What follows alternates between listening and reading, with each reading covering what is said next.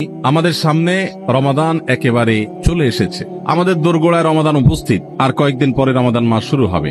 এই রমাদান মাস এটা ইমানদারের জন্য ইবাদতের ভরা বসন্ত। ইমানদারের জন্য ইবাদতের সবচেয়ে বড় মৌসুম এবং সিজন হলো রমাদান মাস। তো যে প্রস্তুতিগুলো আমাদের রমাদানকে অর্থবহ করতে পারে, ইবাদত বন্দিগি দিয়ে সাজাতে পারি, আমরা সমৃদ্ধ করতে পারি, এবং যেই রমাদানটা আমার জীবনে যতগুলো রমজান আসছে তার মধ্যে এটা একটা স্পেশাল রমাদান হবে, এই রমজানকে আমি অন্য রমজান থেকে পার্থক্য করতে পারবো, এই রমাদান আমার জন্য অনেক তৃপ্তিদায়ক হবে। এই রমাদান যাওয়ার পরে আমার মনে হবে যে আলহামদুলিল্লাহ এই বছর আমি আল্লাহকে মন ভরে প্রাণ ভরে ইবাদত করতে পেরেছি, তাকওয়া চর্চা করতে পেরেছি, আমার ভালো লাগা কাজ করবে, আমার দিল গাওয়াহ এবং সাক্ষ্য দিবে। সেই রকম রমাদান কাটাতে হলে আপনাকে রমাদানের আগে থেকে অনেকগুলো প্রস্তুতি নিতে হবে। প্রস্তুতি নম্বর এক নম্বর প্রস্তুতি হলো আমাদের রমাদানের আগ পর্যন্ত, এই যে গত রমজান থেকে এই রমাদান পর্যন্ত বা জীবনের শুরু থেকে এই পর্যন্ত যত পাপাচার আমরা করেছি, যত গুনাহ করেছি, যত অন্যায় করেছি, রমজানে ইবাদত বন্দিগির প্রস্তুতির অংশ হিসেবে সেই গুনাহ এবং পাপাচারগুলো থেকে আল্লাহর কাছে মাপ চাইতে হবে, ইস্তেগফার করতে হবে, ক্ষমা প্রার্থনা করতে হবে, বলতে হবে মাবুদ আমি যে অপরাধী, আমি যে পাপিষ্ঠ, কত গুনাহ করেছি, কত অন্যায় করেছি, তোমার কাঠগড়ার আসামি আমার নামে বহু মামলা হয়ে আছে।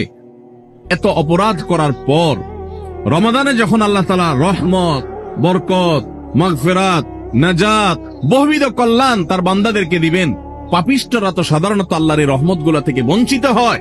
তো আল্লাহ আমার গুনাহ খাতাগুলো যেগুলো আগে ছিল সেগুলো সব মাফ করে আমার রমাদানে তোমার যে রহমত বরকত নাজিল হবে সেটার জন্য আমাকে একটু উপযোগী করে দাও, আমি যেন পাপিষ্ঠ হয়ে তোমার রহমত থেকে বঞ্চিত না হই। এখন থেকে সেই দোয়া করা, সেই চোখের পানি ফেলা, ইস্তেগফার করা, এটা রমজানের প্রস্তুতির অংশ। মক্কার ইমাম শেখ আব্দুর রহমান আস-সুদাইস হাফিজাহুল্লাহ, তার কাছে কিছু যুবক, সৌদিয়ান কিছু যুবক একবার যে বললেন যে আমরা প্রতি বছর রমজান আসার আগেই প্রস্তুতি নেই মানসিকভাবে যে আমরা এবার রমাদানে অনেক ইবাদত বন্দি করব, কোরআনটা খতম দিব, ৫ ওয়াক্ত নামাজ ১ ওয়াক্ত আমরা ছাড়বো না, রমজান আসলে আমরা অনেক ভালো ভালো কাজ করব, আমরা এগুলো পরিকল্পনা করি। কিন্তু দুঃখের বিষয় হলো দেখতে দেখতে রমজানটা চলে যায়, শেষের দিকে আফসোস হয় এবং একটু খারাপ লাগা কাজ করে, এবং দিন শেষে রমাদান পার হয়ে যায় এবং আমরা আবার অপেক্ষা থাকি, ঠিক আছে তাহলে পরের বছর করব। এভাবে রমজানে আর ইবাদতের তৌফিক হয় না। এত চেষ্টা করি, এত নিয়ত করি, কিন্তু আসলে না, ওই কোরআনটাও ভালো করে খতম দিতে পারি, খতম দিলেও কোন রকম খতম হয়, সুন্দর করে পড়া হয় না, ধীরস্থিরতার সাথে তেলাওয়াত করা হয় না, নামাজটা ঠিক মতো পড়া হয় না, কোনো ভাগ দিয়া তারাবি মিস হয়ে যায়, আমার গুনাহ হয়ে যায়। আমি ভালো থাকতে চাই কিন্তু রমাদানে ইবাদত করার তৌফিকটা হয় না। কেন এই অবস্থা হয় আপনি আমাদেরকে একটু নসিহত করেন। তখন শেখ সুদাইস হাফিজাহুল্লাহ তিনি তাদেরকে বলেছিলেন যে আমার মনে হয় রমজান যখন শুরু হয়, আল্লাহর অবারিত রহমত যখন ঢেকে ফেলে ইমানদারদেরকে, যারা নিজের পাপাচারে, নিজের কৃতকর্মে, নিজের অপরাধে, নিজের গুনাহের কারণে আল্লাহর রহমত থেকে বহু দূরে সরে গেছে, তারা আল্লাহর রহমতের উপযুক্ততা হারিয়ে ফেলেছে। সেই উপযুক্ততা হারিয়ে ফেলার কারণেই আমরা অনেকেই ইবাদত করতে চাই কিন্তু বেটে বলে হয় না। আমরা অনেক চিন্তা করি, অনেক কিছু করব, কিন্তু হয়ে ওঠে না, রমজানটা চলে যায়, কপাল পোড়া হয়ে যায়। রমজানে যদি ইবাদত করতে না পারেন তো এটা শুধু শখের ব্যাপার না, রমজানে ইবাদত করতে না পারলে তো স্বয়ং নবী সাল্লাল্লাহু আলাইহি ওয়াসাল্লাম এবং জিবরিলের বদদুয়ার ভাগীদার হবেন। বাউদা মান আদরাকা রমাদান ফালাম ইগফার লাহু ওয়া লাম ইগফার লাহু, যে ব্যক্তি রমজান পেল অথচ তার রমজানের গুনাহ খাতাগুলোকে মাফ করাইতে পারলো না, আল্লাহর রহমতের ভাগীদার হতে পারলো না, এ তো কপাল পোড়া, এ ধ্বংস অনিবার্য। তাহলে আমরা আল্লাহর রহমত থেকে বঞ্চিত হই, ধ্বংসের দ্বার প্রান্তে চলে যায়। রমাদানে কত মানুষকে আল্লাহ মাফ করেন, আমি কপাল পোড়ার মতো সেই জায়গায় দাঁড়ায় আছি। আগে যা ছিলাম রমজানও তাই, একটু রোজা রাখলাম, একটু ইফতার করলাম, একটু সাহারি খেলাম, একটু তারাবি টুকটাক পড়লাম, বাস এ হলো আমার রমজান। রমজান চলে যায়, আমার চোখের পানি আসে না, আমার দোয়া আসে না, আমার কান্নাকাটি আসে না, আমার ক্ষমা প্রার্থনা আসে না, আমার তওবা আসে না, আমার ইস্তেগফার আসে না, আমার জীবনটা পরিবর্তন হয় না, আমার সংশোধন হয় না, আমার আত্মশুদ্ধি হয় না, আমি কপাল মতো পোড়ার মতো পড়ে থাকি।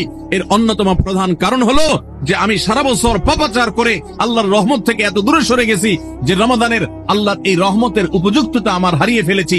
এই জন্য শেখ সুদাইস তাদেরকে বলেছিলেন আমার মনে হয় আমাদের গুনাহ এবং পাপাচারের কারণে আল্লাহর রহমতের উপযুক্ততা আমরা নষ্ট করে ফেলেছি। এই জন্য রমজান আসার আগে প্রস্তুতি হিসাবে আমরা আল্লাহর কাছে চোখের পানি ফেলে দোয়া করে আগের সব গুনাহগুলো মাফ চেয়ে নেই যে আল্লাহ রমজানের রহমতের উপযুক্ত হওয়ার জন্য আমার পূর্বের সব গুনাহ মাফ করে দেন, আমার হালখাতা করে দেন। আমরা যেরকম দোকানদারদের কাছে পুরাতন বাকি সমস্ত টাকা পরিশোধ করে হালখাতা করলে নতুন করে আবার অনেক বাকি দেয় আমাদেরকে, আর আগের টাকা পরিশোধ না করলে নতুন বাকি দেয় না, তো আল্লাহর কাছে আগের গুনাহগুলো মাফ করে নিতে পারলে, মাফ করায় নিতে পারলে নতুন করে রহমতের উপযুক্ততা তৈরি হয়।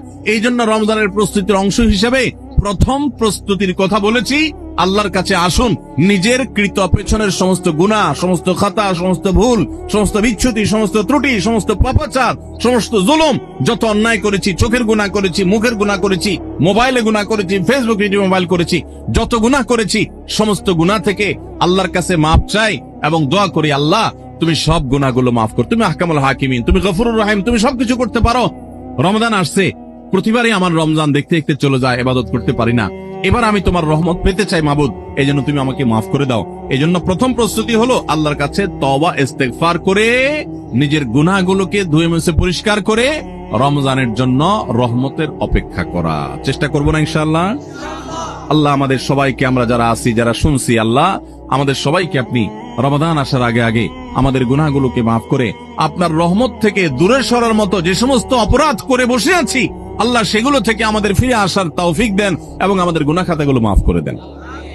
ভাইরা আমার, তাহলে 1 নম্বর প্রস্তুতির কথা বললাম, রমজানের প্রস্তুতির অংশ হিসাবে সকল গুনাহ খাতা থেকে আল্লাহর কাছ থেকে মাফ চেয়ে নিজের প্রোফাইলটাকে ক্লিন করে ফেলবো, সব পরিচ্ছন্ন করে ফেলবো, নতুন করে হালখাতা করে রমজানের জন্য শুরু করতে পারি। তাহলে দেখবেন ইবাদতের স্বাদ পাওয়া যাচ্ছে, ইবাদতের তৃপ্তি পাওয়া যাচ্ছে, ইবাদত করতে ভালো লাগা কাজ করছে। আল্লাহ আমাকে, আপনাকে, আমাদের সবাইকে সেই তৌফিক দান করুন। দ্বিতীয় যে করণীয় আছে রমজানের প্রস্তুতির অংশ হিসাবে, সেটা হলো রমজান মাসের যে ফজিলত এবং মর্যাদা আছে, রমজান মাসের রোজার যে মাসলা মাসাইল আছে, এগুলো এখন থেকে শেখা শুরু করতে হবে। তাহলে মানসিকভাবে আপনি প্রস্তুতি নিতে পারবেন যে রমজান আসছে। আপনি রমজান শুরু হওয়ার পরে যদি এবার মাসলা শেখা শুরু করেন, তো শিখতে শিখতেই তো আপনার কয়েকদিন চলে যাবে, একটা মাস দেখতে দেখতে চলে যায়। এই জন্য রমজানের প্রস্তুতির অংশ হিসেবে এখন থেকে রমজানের কি মর্যাদা, রোজার কি মর্যাদা, মানুষকে ইফতার করালে কি লাভ, রমজান মাসে গুনাহ থেকে বেঁচে থাকার অপরিহার্যতা কি রয়েছে, রোজা রেখে যদি আমি গুনাহ করি তাহলে রোজার কোনো লাভ নেই, উপাস থাকার মতো, এগুলো আগে থেকে জানতে হবে, শিখতে হবে, বুঝতে হবে। রমজানের ফাজাইল এবং মাসাইল, রমজানের তাৎপর্য, মাহাত্ম্য, মর্যাদা কি, সেগুলো জানবো এখন থেকে, এবং করণীয় কি সেগুলো আমরা ঠিক করব। আমাদের একটা বক্তব্য ইউটিউবে আছে, রমজানের 27টি স্পেশাল আমল, বিশেষ আমল, এগুলো রমজানের জন্য স্পেশাল। এই 27টি আমল প্রিন্ট করে বা হাতে কলমে কাগজে লিখে আপনি কোথাও টাঙায় রাখেন। এখন থেকে দেখা শুরু করেন যে 27টা আমলের সবগুলো আমি পুরো মাস ব্যাপী করব, কোনটা আমি বাদ দিব না। এখন থেকে প্রস্তুতি নেন। আপনি রমজানের পরে যদি জানতে শুরু করেন, তো জানতে জানতেই তো 1 সপ্তাহ চলে যাবে, আর মানতে মানতে আরেক সপ্তাহ চলে যাবে, আপনি ইবাদত করে শান্তি পাবেন না। এই জন্য এখন থেকে রমজানের মাসাইল গুলো, মাসলা মাসাইল গুলো, ফজিলত গুলো জানা শুরু করেন। ভাইরা আমার, যত ইবাদত আছে, যত ইবাদত আছে ইসলামে, আমার ক্ষুদ্র জ্ঞানে রমাদান এবং সিয়াম, রমজান মাস এবং সিয়াম, রোজা সম্পর্কে যত ফজিলত, যত মর্যাদা, যত মাহাত্ম্যের কথা আসছে, এত মাহাত্ম্যের কথা এতগুলো হাদিসে অন্য কোন আমলের ব্যাপার আর বর্ণিত হয়েছে বলে আমার জানা নেই। এই জন্য রমাদান আসছে ভাই, জীবনে আরেকটি রমাদান আমি পাবো কোনো গ্যারান্টি নেই। কত মানুষ গত রমজানে ছিলেন, এই রমজানে তারা কবরের বাসী হয়ে গেছে। এই জন্য এই রমজানটা যেন সঠিকভাবে কাটাতে পারি, সেজন্য আগে থেকে, এখন থেকে রমজানের মাসলা মাসাইল জানবেন, সেরকম বই কিনবেন, রমজানের উপযোগী বই পুস্তক কিনবেন এবং ওইরকম ওয়াজগুলো শুনবেন, আলেমদের কাছে বসবেন, মসজিদে মসজিদে আলোচনা শুরু হবে, রমজানের প্রস্তুতি শুরু হবে। আল্লাহ আমাদের সবাইকে তৌফিক দান করুন। 3 নম্বর প্রস্তুতি হলো আমাদের প্রতিজ্ঞা করতে হবে, নিয়ত করতে হবে, এইবারের রমজানে আমি আল্লাহর কাছ থেকে আমার গুনাহগুলো মাফ করাইয়াই ছাড়ব। প্রত্যেক দিন, ভাইরা আমার, রমজানের প্রত্যেকটা দিন আল্লাহ তাআলা বহু মানুষকে সাধারণ ক্ষমা ঘোষণা করেন। যাই করছো বান্দা সব মাফ, সাধারণ ক্ষমা ঘোষণা করেন কিছু মানুষকে। সেই সৌভাগ্যবান মানুষগুলোর কাতারে আমি ঢোকার জন্য চেষ্টা করবই করব। এই প্রতিজ্ঞা করা, এটা হলো প্রস্তুতির অংশ, যে এইবারের রমজানকে আমি আর হেলায় হারাতে দেব না, আমি এবার রমজানে আমার গুনাহ মাফ করাইয়াই ছাড়বো। এই প্রতিজ্ঞা এখন থেকে করতে হবে ইনশাআল্লাহ। প্রতিজ্ঞা করবেন তো ইনশাআল্লাহ, যে কোনো কিছুর বিনিময়ে হোক আল্লাহর কাছ থেকে ক্ষমা আমি আদায় করেই ছাড়বো, আমি আল্লাহর কাছ থেকে ক্ষমা নিয়েই ছাড়বো। এখন আপনি বলতে পারেন যে ক্ষমা যে আমি পেয়েছি তার গ্যারান্টি কিভাবে নিশ্চিত হব? ভাইরা আমার, কোন সালাফ বলেছেন আমাদের দোয়া কোনটা আল্লাহর কাছে কবুল হয়েছে আর কোনটা কবুল হয়নি নিশ্চিত হওয়ার কোন উপায় আছে কিনা। তো তারা বলেছেন যে যেই দোয়ার পর, যে কান্নাকাটির পর, যে প্রার্থনার পর, যে মুনাজাতের পর আপনার মানসিক প্রশান্তি অনুভব হয়, আপনার মনের মধ্যে এক ধরনের সুখ অনুভব হয়, তৃপ্তি অনুভব হয়, আপনার প্রশান্তির এক বাতাস বয়ে যায়, খুব ভালো লাগা কাজ করে যে আমি দোয়া করেছি, আল্লাহর কাছে চোখের পানি ফেলেছি, কান্নাকাটি করেছি, ভালো করে মনোযোগী দোয়া করতে পেরেছি। এরকম যদি তৃপ্তি অনুভব হয় তাহলে সুধারণা করতে পারেন যে আল্লাহ আপনার দোয়াটা কবুল করেছেন। তাহলে রমাদানের প্রস্তুতির অংশ হিসেবে আমরা আল্লাহ রাব্বুল আলামিনের মাগফিরাত এবারের রমজানে আদায় করেই ছাড়বো, এই প্রতিজ্ঞা এখন থেকে করতে হবে। সাধারণ নিয়ত না, প্রতিজ্ঞা, পাক্কা নিয়ত করতে হবে। চেষ্টা করবো না ইনশাআল্লাহ যে আমি আল্লাহর কাছ থেকে আমার গুনাহগুলোকে মাফ করাইয়াই ছাড়বো। যত ত্যাগ করা লাগে, যত স্যাক্রিফাইস করা লাগে করবো, তারপর আমি মাফ করাই ছাড়বো ইনশাআল্লাহ। চেষ্টা করা যাবে না? আল্লাহ আমাদের সবাইকে তৌফিক দান করুন। ভাইরা আমার, 4 নম্বর যে করণীয় আছে আমাদের রমজানের প্রস্তুতির অংশ হিসাবে, সেটা হলো যদি কারোর আগের রমজানের, গত বছরের রমজানের রোজা বাকি থাকে, হতে পারে কি অসুস্থ ছিলেন, এত বেশি অসুস্থ হয়ে পড়ছেন যে রোজা রাখতে পারেন নাই, ভাঙতি পড়ছে, অথবা মা বোনদের মাসিকের কারণে রোজা ভাঙতি পড়ে থাকতে পারে, সফরের কারণে রোজা ভাঙতি পড়ে থাকতে পারে। এই ভাঙতি রোজাগুলো এই বছরের রমজানের আগে আগে রেখে দিতে হবে। আম্মা জান আয়েশা রাদিয়াল্লাহু তাআলা আনহা তার ভাঙতি রোজাগুলো পরবর্তী রমজানের আগে আগে রেখে ফেলতেন। এই জন্য রমজানের রোজার প্রস্তুতির অংশ হিসাবে আগের কোনো ভাঙতি বা কাজা রোজা থাকলে এই রমজানের আগে আগে সেগুলো রেখে ফেলা উচিত এবং উত্তম। এটা রমজানের 4র্থ প্রস্তুতি। 5 নম্বর প্রস্তুতি হলো নিজের অন্তরকে শিরক এবং হিংসা থেকে মুক্ত করা। আল্লাহর সাথে কোন কাউকে, সেটা কোন মাজারে শায়িত ব্যক্তি হোক, কোন জীবিত ব্যক্তি হোক, কোন কাউকে আল্লাহর সাথে অংশীদার সাব্যস্ত করা যাবে না। এই শিরক করা থেকে নিজেকে পরিচ্ছন্ন করতে হবে, তাওহীদটাকে স্ট্রং করতে হবে এবং নিজের অন্তরকে হিংসা, বিদ্বেষ, শত্রুতা এগুলো থেকে পরিচ্ছন্ন করতে হবে। আপনি যেগুলো থেকে পরিচ্ছন্ন করেন, এগুলো থেকে পরিষ্কার করেন অন্তরকে, তাহলে ইনশাআল্লাহ বিইذنিল্লাহ আল্লাহ তাআলা প্রতিদিন যে বহু মানুষকে সাধারণ ক্ষমা ঘোষণা করেন, আপনি আশা করতে পারেন যে আপনি সাধারণ ক্ষমার আওতায় পড়বেন। কারণ হাদিস থেকে আমরা জানি যে যারা শিরকের মধ্যে থাকে, যাদের অন্তরে মানুষের প্রতি হিংসা থাকে, শত্রুতা থাকে, তারা আল্লাহর সাধারণ ক্ষমা থেকে মাহরুম এবং বঞ্চিত থাকে। অতএব আল্লাহর সাধারণ ক্ষমার উপযুক্ত হওয়ার জন্য নিজেদের অন্তরকে এই সমস্ত গুনাহ থেকে, বিশেষ করে শিরক এবং হিংসা থেকে পরিচ্ছন্ন হতে হবে। এটা হবে রমজানের প্রস্তুতির অংশ। রমজানে আল্লাহ রাব্বুল আলামিন প্রতিদিন অগণিত মানুষকে মাফ করে দিবেন, বহু মানুষকে আল্লাহ তাআলা মাফ করে দিবেন। যেহেতু বহু মানুষকে আল্লাহ তাআলা মাফ করে দিবেন, তো আমি তাদের মধ্যে যেন থাকি, সেজন্য আমি আমার অন্তরকে হিংসা এবং শিরক থেকে পরিচ্ছন্ন করব।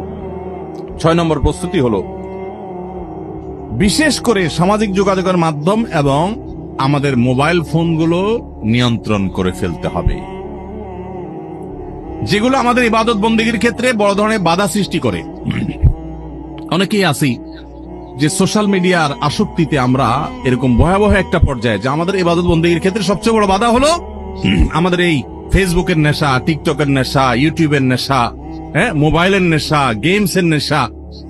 অন্তত রমজান মাস উপলক্ষে আমরা আমাদের এই সমস্ত বিষয়গুলো থেকে যদি বেরিয়ে আসতে পারি, এটা হবে সবচেয়ে বড় কার্যকর পদক্ষেপ, সবচেয়ে বড় প্রস্তুতি, সবচেয়ে বাস্তবসম্মত প্রস্তুতি।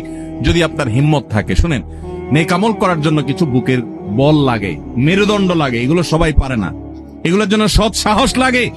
ইমানদার যুবক, আমার জীবনটা শেষ হয়ে যাচ্ছে, হেয়ালিপনায়, হেলায় পেলায়, যা খুশি তা করে জীবনটা পার করে ফেলছি, এই মোবাইল স্ক্রিনের পিছনে আমার পুরো জীবনটা বরবাদ করে ফেলছি, আর কত? আলাম ইয়ানিল্লাযীনা আমানু আন তাখশা কুলুবুহুম লিযিকরিল্লাহ। আল্লাহ বলেছেন, আল্লাহর স্মরণে অন্তর বিগলিত হওয়ার মতো সময় কি ইমানদারদের এখনো আসেনি? যুবক ভাই আমার, সালহাতু সঙ্গে বুদি দিল খারাস, আজ মুদে এক জামানা খাকে বাস।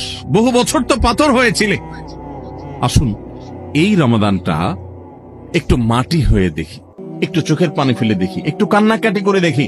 সোশ্যাল মিডিয়ার মজা তো বহু লুটেছেন, এবার আসন্ন রমাদানকে কেন্দ্র করে আসুন সোশ্যাল মিডিয়া থেকে নিজের আইডি, নিজের প্রোফাইলটাকে ডিঅ্যাক্টিভ করে ফেলান। 1 মাসের জন্য মরে যাবেন না, একটু কষ্ট হবে, বন্ধু বান্ধবের সাথে বিচ্ছিন্ন হয়ে যাবেন, কিচ্ছু আসবে যাবে না। আমি আল্লাহর শপথ করে বলতে পারি, যদি সৎ সাহস করে এগুলো ডিলিট করে ফেলতে পারেন, পুরো অ্যাপ আইডি যদি ডিঅ্যাক্টিভ করে ফেলতে পারেন, অ্যাক্টিভিটি যদি বন্ধ করে ফেলতে পারেন, 1টা মাসের জন্য যদি আপনি নিয়ন্ত্রণ করতে পারেন নিজেকে, দেখবেন মাস শেষে আপনার অবর্ণনীয় এক তৃপ্তি এবং ভালো লাগা কাজ করছে। এই জন্য সৎ সাহস করতে হয়, হিম্মত করতে হয় যে আসন্ন রমাদানে আমার ইবাদতে বড় বাধা হলো আমার এই ফোনের নেশা, মোবাইল টিপাটিপির নেশা, সো আমি এটা থেকে বেরিয়ে আসব। আমরা যদি সৎ সাহস করি, হিম্মত করি, নিয়ত করি যে আমি এই রমাদানটাকে ইবাদতে কাটাবার প্রয়োজনে আমি কোরআন তেলাওয়াত করব, আমি বই পুস্তক পড়বো, আমি সুন্দর করে নামাজটা পড়বো, আমি আমার অন্যান্য কাজকাম করব, স্টুডেন্ট হলে পড়ালেখা করবো, অন্যান্য কাজকাম করব, এর বাইরে আমি আমার সময়ের অপচয় থেকে বাঁচার জন্য আমি এই অপারেশন করব, নিজের প্রতি নিজে এই শক্ত এবং কঠিন অভিযান পরিচালনা করব। যদি আমরা নিয়ত করি, আল্লাহ তাআলা আমাদেরকে সাহায্য করবে। নিয়ত করা যাবে না ইনশাআল্লাহ? আল্লাহ আমাদের সবাইকে এই নিয়ত করার মতো সৎ সাহস দান করুন। আমি সেই যুবক দেখার সৌভাগ্য অর্জন করেছি, যেই যুবক রমাদানের শুরুতেই মোবাইল থেকে এরকম অ্যাপ ডিলিট করে ফেলে দেয়, ইবাদতের জন্য নিজেকে প্রস্তুত করে। ভাইরা আমার, বন্ধু বান্ধব অনেক কথা বলবে, হাসাহাসি করবে, কিয়ামতের ময়দানে এই হাসাহাসি করা মানুষগুলো আপনার কোনো কাজে আসবে না। আপনার আল্লাহর সামনে আপনাকে জবাবদিহি করতে হবে। রমাদান পেয়ে ইবাদত করতে পারলেন না, জবাবদিহি করা লাগবে। সো আমরা আমাদের ইবাদতে যে সমস্ত বাধা বিপত্তি আছে সেগুলো বিশেষ করে সোশ্যাল মিডিয়া এবং মোবাইল নিয়ন্ত্রণ করব ইনশাআল্লাহ, চেষ্টা করবো না ইনশাআল্লাহ। 7 নম্বর প্রস্তুতি হলো, গত বছর তার আগের বছর রমজানে আমি ইবাদত কেন করতে পারি না, কি কি সমস্যা ছিল।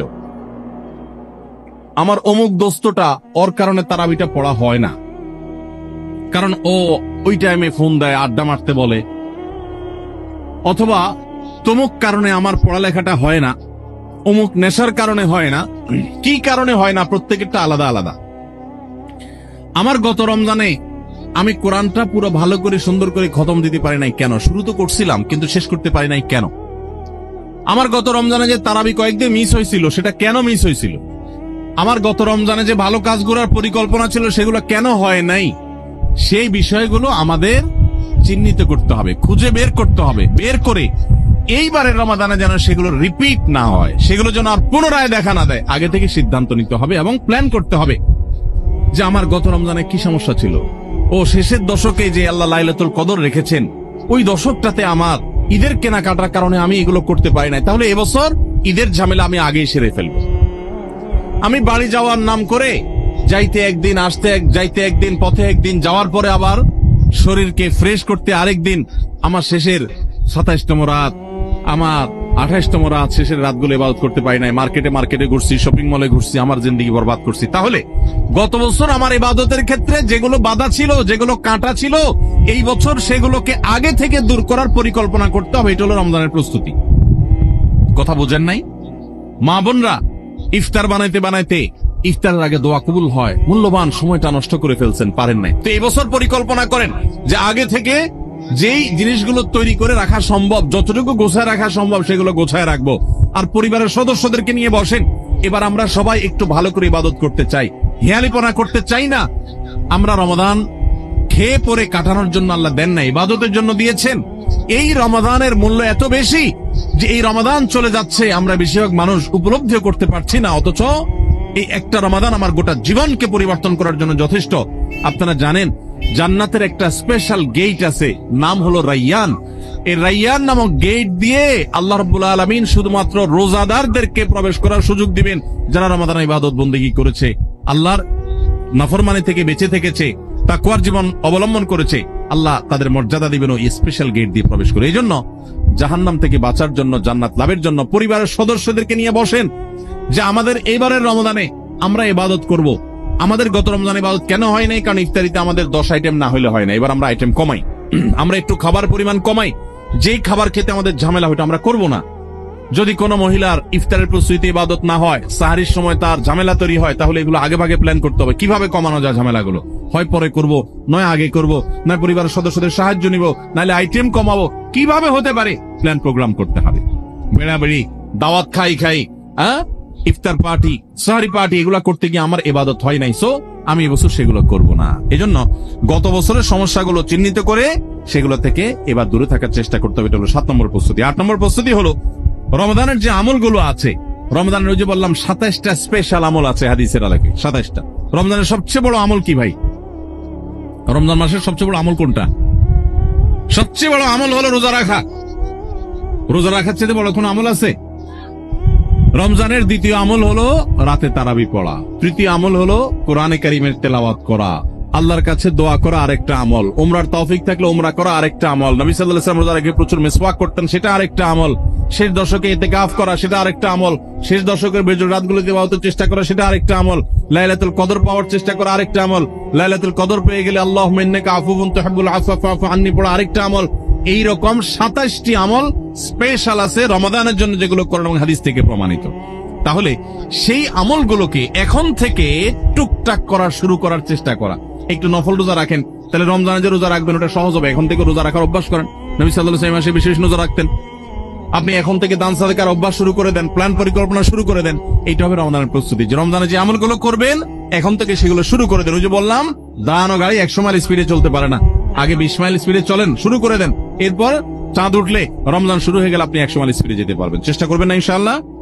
তাহলে 8 নম্বর আমল হলো ভাই, রমজানে যে আমলগুলো করব সেগুলোকে এখন থেকে রিহার্সেল শুরু করে দিব, প্রস্তুতিমূলক ওয়ার্ম আপ এটা শুরু করে দিব, মহড়া শুরু করব একটু একটু করে, যে রমজানের তেলাওয়াত করব, এখন আর ধরবই না। না তো রমজানে আমি প্রতিদিন 1 পারা পড়বো, এখন 1 পৃষ্ঠা পড়ি। রমজানে প্রতিদিন 3 পারা পড়বো, এখন 1 পারা পড়ি। আমি একটু একটু করে কোরআনের সাথে সম্পর্ক করি, কোরআনটাকে রেডি করি, কোরআন কিনে প্রস্তুত করি নেই, যে কোনটা আমি পড়বো না পড়বো সেগুলো রেডি করি। 9 নম্বর আমল হলো রমাদানের সময় আমি কোন আমল করব না করব, কখন কি করব, এটার একটা চার্ট রেডি করে ফেলবো। আমার কোরআন খতম করতে হলে এমন টাইমে কোরআন তেলাওয়াত করতে হবে প্রতিদিন যখন কোনো কাজ থাকে না, ফজরের পরে আমি একটু কোরআন তেলাওয়াত করে তারপর ঘুমাবো। তাহলে ওই টাইমে তার অন্য কোনো ঝামেলা থাকে না, আমার আর মিস হবে না ইনশাআল্লাহ। তারাবির পর আমি সোহরাগ দিতে তেলাওয়াত করে তারপর শোবো। আবার ভোর রাতে দোয়া কবুল হয়, সাহারি খাইতে উঠলে আমি প্রতিদিন 10 মিনিট হাতে রাখবো একটু দোয়া করার জন্য। আগে থেকে এগুলো চার্ট তৈরি করে ফেলতে হয়, যে কোন টাইমে আমি কি করব।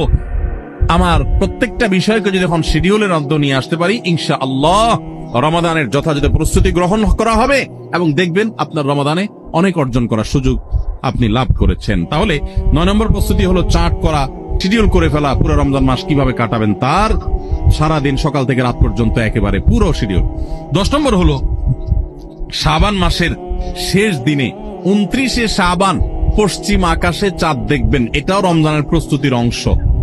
আমরা আমাদের ছোটবেলায় গ্রামে চাঁদ দেখেছি, এখন মানুষ চাঁদ দেখে না, দেখে চাঁদ আকাশে দেখে না, চাঁদ এখন মোবাইলে খুঁজে। কোথায় খুঁজে? মাগরিবের পরেই মোবাইল হাতানো শুরু করে দেয়, এই রমজানের চাঁদ দেখা গেছে, ঈদের চাঁদ দেখা গেছে কিনা, চাঁদ দেখা কমিটি কি বলছে, ফেসবুকে নিউজ আসছে কিনা দেখো। চাঁদ তালাশ করার কথা আকাশে, সেখানে চাঁদ তালাশ করে আমরা কোথায়? মোবাইলে। চাঁদ দেখা কমিটি যে চাঁদ দেখার ঘোষণা দিবে, তাদের কাছে তো আসমান থেকে ফেরেশতা নাজিল হবে না যে ওইটা শুনে তারা ঘোষণা দিবে। আমরা সারা দেশ থেকে দেখলে, তাদেরকে নিউজ দিলে তারপর না তারা সেই নিউজের ভিত্তিতে ঘোষণা দিবে। তো আমরাই যদি সবাই চাঁদ দেখা বন্ধ করে দেই, তাহলে তারা কিভাবে ঘোষণা দিবে? এই জন্য দেখবেন চাঁদ দেখা কমিটি বেচারারা ঘোষণা দিতে দিতে কোনো বছর রাত 10টা 11টা 12টা বাজায় দেয়, সাদে বাজার, কারণ আমরা তো তাদেরকে সাহায্য করি না। মনে রাখবেন, রমজানের চাঁদ অন্য যে কোনো আরবি হিজরি মাসের চাঁদ যদি আপনি খোঁজেন পশ্চিম আকাশে, দেখেন আর না দেখেন, আপনি একটু তালাশ করেন, চেষ্টা করেন, যদি চাঁদ দেখার চেষ্টা করেন তাহলে আপনি চেষ্টা করার কারণে সওয়াব পাবেন, সুন্নাত একটা জিন্দা করার সওয়াব পাবেন। আর চাঁদ যদি দেখতে পান তাহলে দোয়া পড়বেন, আল্লাহুম্মা আহিল্লাহু আলাইনা বিল ইয়ুমনি ওয়াল ঈমান ওয়াস সালামাতি ওয়াল ইসলাম রাব্বি ওয়া রাব্বুকাল্লাহ। হে চাঁদ, হে আল্লাহ, আমি তোমার কাছে এই চাঁদ, এই চাঁদের মাসটা, এই মাসটা আমি বরকতময় মাস হিসেবে তোমার কাছে চাই।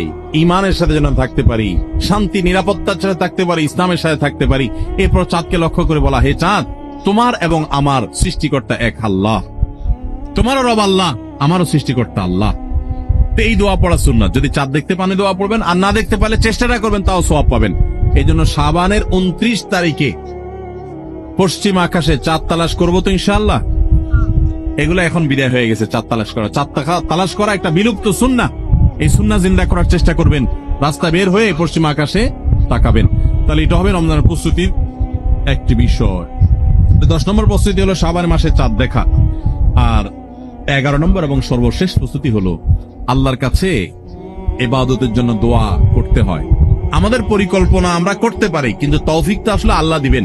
এজন্য আমার পরিকল্পনাগুলো করে আমি বলবো, আল্লাহ আমি চাটও তৈরি করেছি, রমজানে মাসালা জানার জন্য বইও কিনেছি, আমি কোরআনও তো রেডি করেছি, তেলাওয়াতও শুরু করে দিয়েছি, টুকটাক নফল রোজা রেখে আমার প্রস্তুতিও শুরু করে দিয়েছি। আমি আমার জায়গা থেকে যা করতে পারার আমি করছি। মাবুদ, এবারে রমজানটাতে তুমি আমার একটু ইবাদত করার তৌফিক দিও। ভাইরা আমার, আপনারা অনেকেই অনেক স্বাদ জীবনে আস্বাদন করেছেন, আড্ডা মেরে বন্ধু বান্ধবের সাথে একান্তে কাটিয়ে বিভিন্ন রকমের কাজ করে মজা অনেক লুটেছেন। আল্লাহর শপথ, রমজানটাতে যদি আপনি ইবাদত করে কাটাতে পারেন, রাতভর একটু চোখের পানি ফেলে তাহাজ্জুদের সময় সাহারি খাওয়ার পর 10টা মিনিটে যদি একটু কাঁদতে পারেন, আল্লাহর কাছে মাপ চাইতে পারেন, আপনার কাছে পৃথিবীর যে কোনো কিছু তৃপ্তির চাইতে অনেক বেশি তৃপ্তিদায়ক হবে এই আল্লাহর কাছে একান্ত মুহূর্তে কান্নাকাটি করা, দোয়া করা, ইবাদত করা, ইস্তেগফার করা, আমলে মশগুল থাকা। আপনি সেই জিনিসটা করার পরিকল্পনা এই বছর রমাদানে নেন। চেষ্টা করা যাবে না ইনশাআল্লাহ? ভাইরা আমার, সেজন্য আল্লাহর কাছে দোয়া করতে হবে, আল্লাহ আমি আমার চেষ্টা যা নেওয়ার, প্রস্তুতি যা নেওয়ার আমি নিয়েছি, চেষ্টা করেছি, মাবুদ তুমি এবার আমাকে তৌফিক দিও। নবী সাল্লাল্লাহু আলাইহি ওয়াসাল্লাম প্রত্যেক নামাজের পরে দোয়া করতেন, আল্লাহুম্মা আইন্নি আলা যিকরিকা ওয়া শুকরিকা ওয়া হুসনি ইবাদাতিক। ও আল্লাহ, তোমার কাছে আমি সাহায্য চাই যেন তোমার সুন্দর করে ইবাদত করতে পারি, যেন তোমার স্মরণ আমি সুন্দর মতো করতে পারি, তোমার কৃতজ্ঞতা শুকরিয়া যেন আদায় করতে পারি, সেই তৌফিক তুমি দাও। আল্লাহর কাছে তৌফিক চাইতে হয়। এজন্য ভাইরা, রমাদানের সর্বশেষ এবং 11তম প্রস্তুতি বলেছি, আল্লাহর কাছে দোয়া চেয়ে নিতে হবে যে আল্লাহ তুমি আমাকে তৌফিক দিও। আল্লাহ তাআলা আমাদের সবাইকে রমাদানের এই সবগুলো প্রস্তুতি যথাযথভাবে করে আসন্ন রমাদানকে আমাদের জীবনে এক ব্যতিক্রমী রমাদান, সার্থক রমাদান, সফল রমাদান, তৃপ্তিদায়ক রমাদান এবং জান্নাত কামানো রমাদান, মাগফিরাত লাভ করা রমাদান হিসাবে কাটাবার তৌফিক নসিব করুন।